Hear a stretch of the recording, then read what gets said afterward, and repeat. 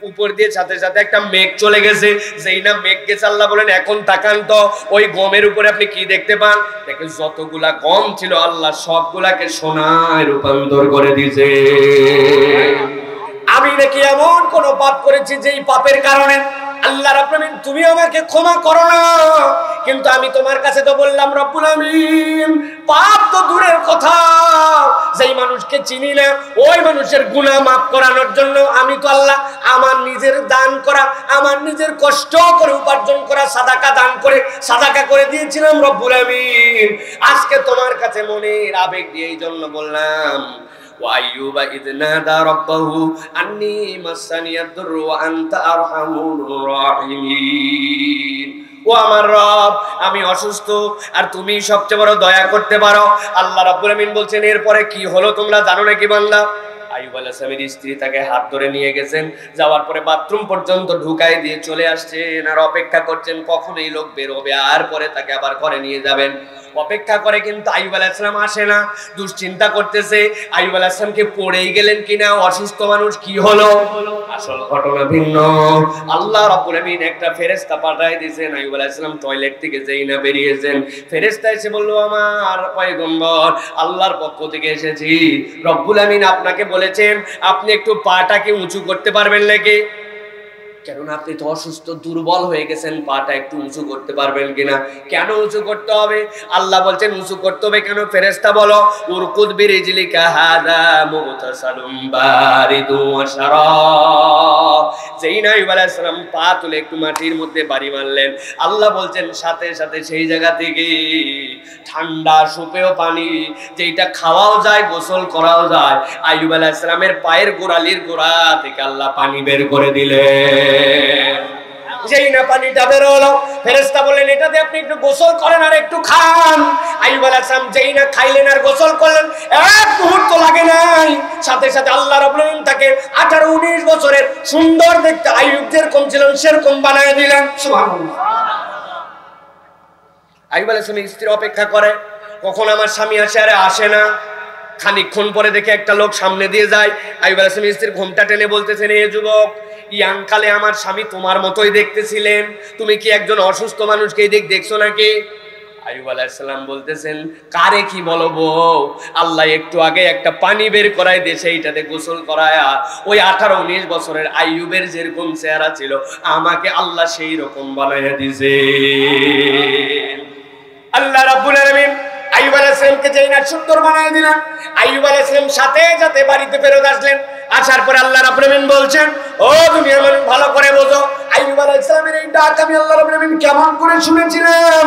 আল্লাহ কোরআনে বলছেন ফাস্তাজাবনা লাহু ফাকাশাফনা মা বিহি মিন দুররিন ওয়া আতাইনাহু আহলাহু মিথলাহুম মা'হুম রাহমাতাম মিন ইনদিনা ওয়া যিকরা লিল আবিদিন।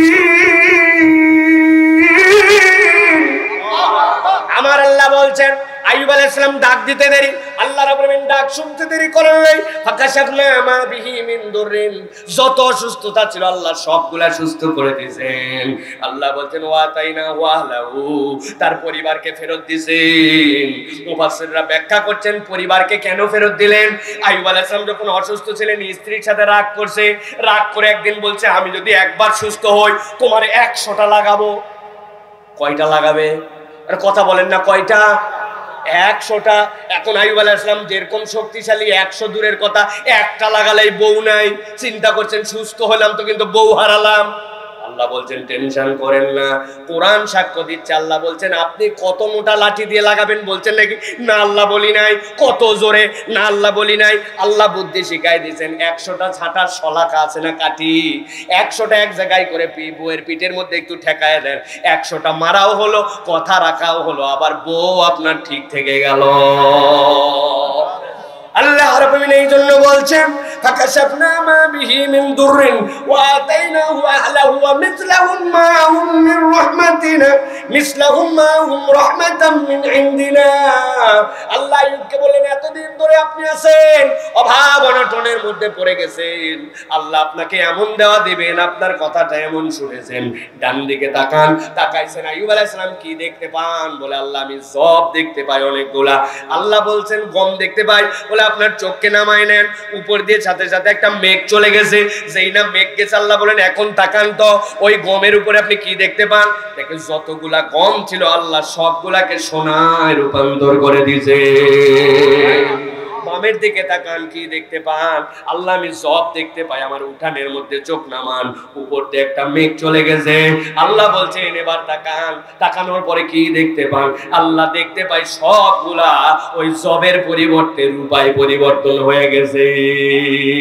রব্বুল আমিন বলছেন বান্দা তুই যেই না একবার ডাক দিছিস আর ডাকটা ডাকার মতো হয়েছে, আমি আল্লাহ কমসে কম তোকে 3 গুণ বাড়াইয়া দিছি।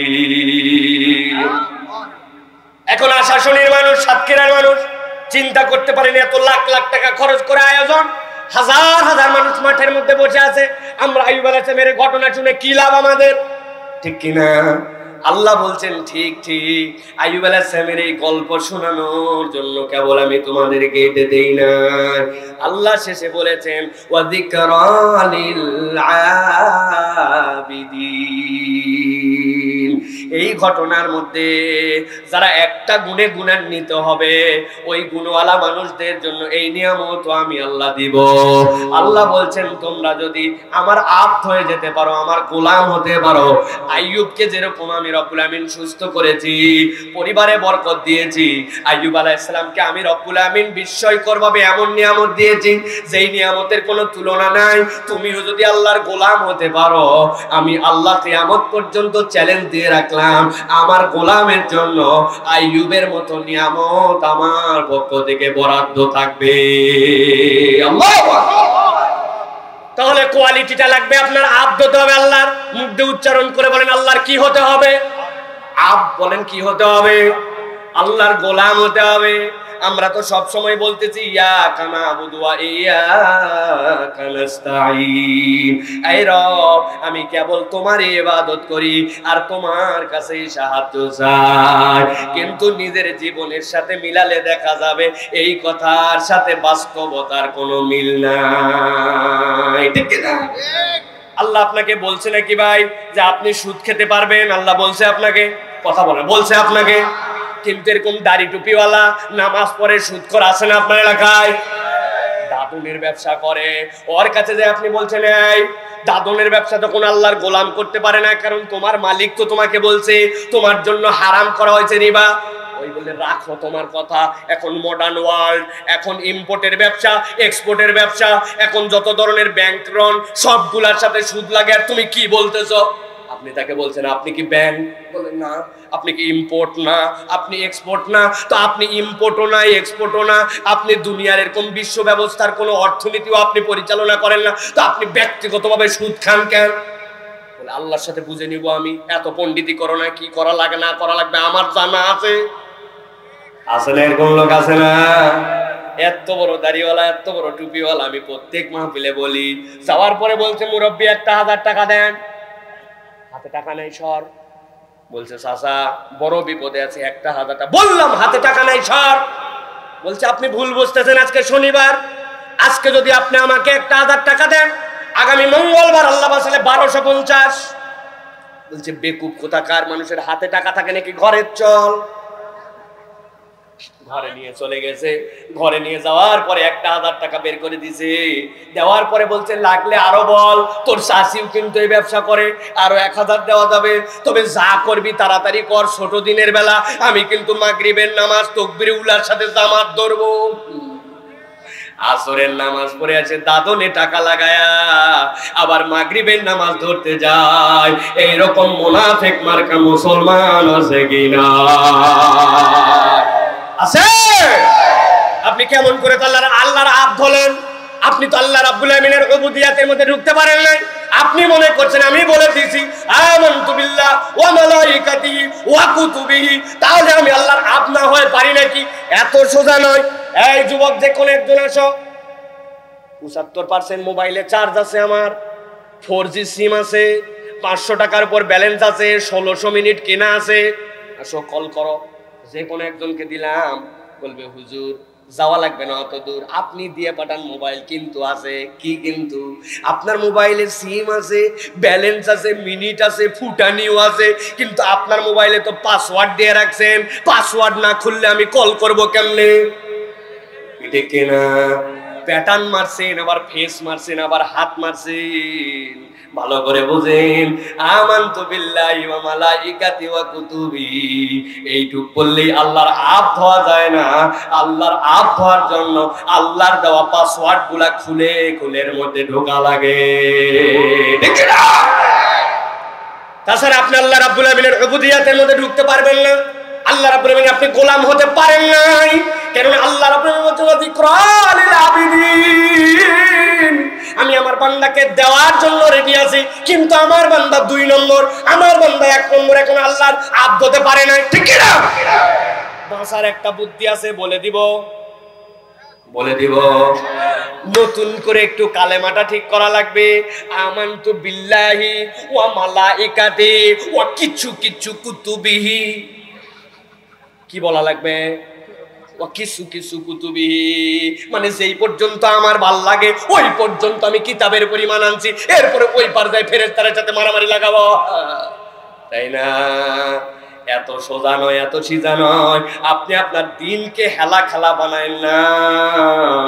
বড় বড় লেকচার দেন, সর্বশক্তিমান আল্লাহর নামে শুরু করিতেছি, এলাকার মধ্যে শান্তি এবং অবকাঠামোগত উন্নয়ন দিয়ে ফাটায় ফেলবো, কিন্তু এলাকার মানুষের ঈমান আছে না নাই এই বিষয়ে আপনার কোনো হুঁশ আক্কেল নাই। এই বিষয়ে কথা বললে আবার বক্তাও নাই, মাহফিলও নাই, ঠিক না? আর বলা লাগবে না, ভালো করে বুঝে নেন, আল্লাহর আব্দ হতে পারলে আমার পাসওয়ার্ড খুলে গেছে, আর আল্লাহর আব্দ হতে না পারলে আপনার আমার উপায় নাই, ঠিক না? কেমন করে আল্লাহর আব্দ হলেন আপনি? আপনার বোনটা এখন আপনার পিছনে ঘোরে, হুজুর বোন ঘুরে মানে আপনি মনে করছেন আহা আমি বিরাট বড় আল্লাহর ওলি হয়ে গেছি, 5 ওয়াক্ত নামাজ আমার ঠিক আছে, আমার রোজা ঠিক আছে, ফকির মিসকিন আসলেও 10-20 টাকা দান খয়রাত করি, কিন্তু আব্বা মরে যাওয়ার পরে জমিটা যেটা দিয়ে গিয়েছিল আজ পর্যন্ত ভিটা মাটি ভাগ করা হয় নাই, নিজের দাড়ি পাকে গেল, বোনটা মরার উপক্রম হয়ে গেল, ভাইগুলা ঘুরতে ঘুরতে অস্থির হয়ে গেল, তারপরে আজ পর্যন্ত বান্দার হক বুঝাই দেয় নাই। এইরকম সুফি মার্কা মুসলমান সাতক্ষীরাতে নাই? কথা বলেন আছে? ওরা বিরাট কায়দা কানুন বের করছে। এলাকায় হজে যাওয়ার আগে দাওয়াত দিছে, একটা গরু কেটে খাওয়াইছে, খাওয়ায় বলছে বাবা ভুলভ্রান্তি চলে মাফ করে দিও, আর ফিরতে পারবো কিনা, রিটার্ন টিকিট কিন্তু কাটা। এরপরে বলছে বাবা ছেলে মেয়ের মধ্যে যা সহায় সম্পত্তি ছিল সব ইনসাফ মতো ভাগ করে দিলাম, আমি যদি না আসতে পারি আমার বাচ্চা কাচ্চাগুলোকে দেখে রাখো। অভিনয় আছে না?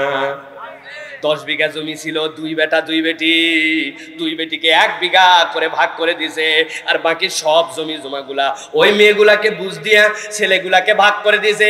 দেওয়ার পরে মক্কা চলে গেছে, এদিকে 2 বিঘা দিছে 2 মেয়েকে, আর 4 বিঘা করে ছেলেদেরকে ইনসাফ মতো বন্টন। মক্কা শরীফে যাওয়ার পরে আল্লাহ খানায় কাবা দেখার পরে সবগুলো তুমি ভাবো, হাজির কান্না দেখে আরো 2 জন আসছে, এত কান দেখে না হাজির দেখে হাজির সাহেব দোয়া করতে, আল্লাহ আশার আগ দিতে একটু ধানাই বানাই করছিলাম, কিন্তু খানায় কাবা দেখার পর তো সব মাফ করে দাও তুমি রহমানের। আল্লাহ বলতেছে ফেরেশতা এখন নামানোর কোনো নিয়ম নাই, যদি নামানোর বিধান থাকতো ফেরেশতা ঠাডায় 1 থাপ্পড় দিয়ে বলতো হাজী সাহেব ভণ্ডামি ছাড়ো, আল্লাহর সাথে অপরাধ যেটা করছে আল্লাহ মাফ করবে। আর ওই আল্লাহ বলছে বান্দার হক নষ্ট করার গুনাহ আল্লাহ মাফ করে না। আল্লাহর কাছে তো হিসাব দেওয়া লাগবে, আপনার ভণ্ডামি থাকবে না। আল্লাহ মিরাজনামা ভাগ করে দিল, আর আপনি মিরাজনামার বিরুদ্ধে ফতোয়া দিয়ে চলে গেলেন। আপনি হাজি হন, পাজি হন, আর যেই সাহেব হন, আপনার ধরা খাওয়া লাগবে। বুঝে নেন, আপনি ভালো করে ঠান্ডা মাথায় বোঝেন। এটা বলার উদ্দেশ্য কি? এটা বলার উদ্দেশ্য ইয়াকা না'বুদু, আমি বলছি আল্লাহ আপনারই কেবল ইবাদত করি। তো আপনি তো ঢোকেন নাই আল্লাহর ইবাদতে, আপনি তো বাহির দিয়ে ঘুরে বেড়াচ্ছেন, ঠিক কি না? এখন কেউ যদি একটা ভুয়া আইডি কার্ড বানায় লেখছে বাংলাদেশ পুলিশ, ড্রেসও পড়ছে পুলিশের মতো, কিন্তু যদি ধরা পড়ে একবার যে পুলিশের যে কোড আছে, পুলিশের যে নিয়োগ প্রক্রিয়া সেটা হয় নাই, ও তাহলে ভুয়া পুলিশ হিসেবে ধরা খাওয়ার পরে ডবল পিটন হবে কিনা ভাই? হবে কিনা? তাহলে আপনি বলতেছেন আমি আল্লাহর গোলাম, আপনি বলতেছেন আমি মুসলমান, কিন্তু আমার কাজ-জিবাত, আমার কাজকর্ম দেখে বোঝা যায় আমি মূলত আল্লাহর গোলাম হতে পারি না। ঠিক কি না?